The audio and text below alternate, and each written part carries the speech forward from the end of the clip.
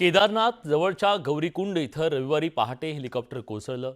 या अपघातात पायलटसह सगळे 7 प्रवासी यांचा दुर्दैवी मृत्यू झाला। या घटनेनं यवतमाळच्या जयस्वाल कुटुंबावर दुःखाचा डोंगर कोसळलाय।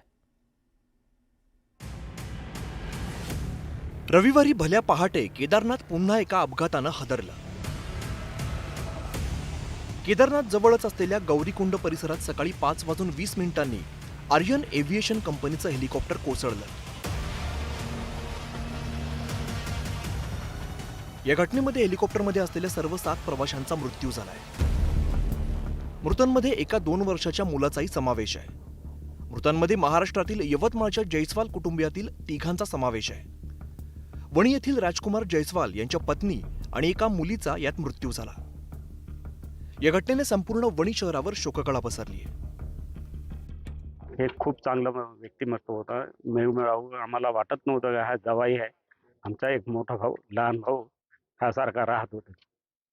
अशी प्रकार होती ती। मोठ्या जावाईचा फोन आला होता तेव्हा मी पोहोचलो आहे, पण दुसरा हेलिकॉप्टर पोहोचला नाही, तर कुठंतरी मिसिंग आहे।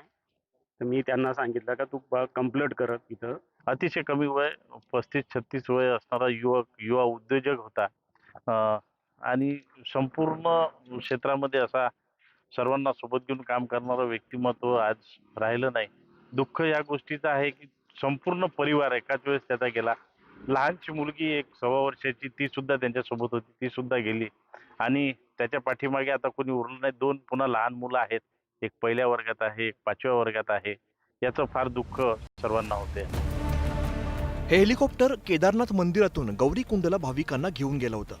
प्राथमिक माहितीनुसार खराब हवामानामुळे हा अपघात झालाय। केदारनाथ इथे दर्शनासाठी जाण्यापूर्वी राजकुमार जयस्वाल यांनी स्थानिक आमदार आणि त्यांचे शेजारी संजय दरेकर यांच्याकडे ते गेले होते।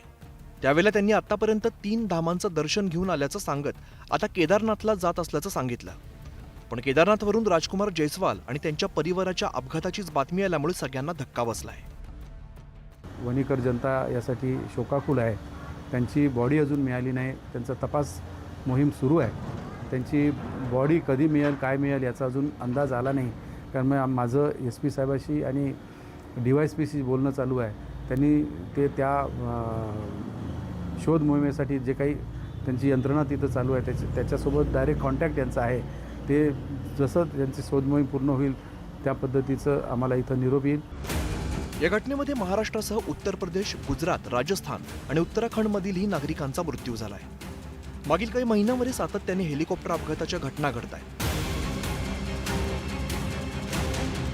मागच्या मे महिन्यात हेलिकॉप्टर अपघाताच्या 2 घटना घडल्या।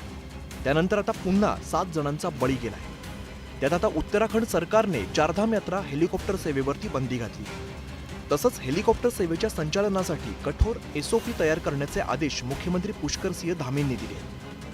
यवतमाळहून भास्कर मेहरेसह ब्युरो रिपोर्ट न्यूज 18 लोकमत।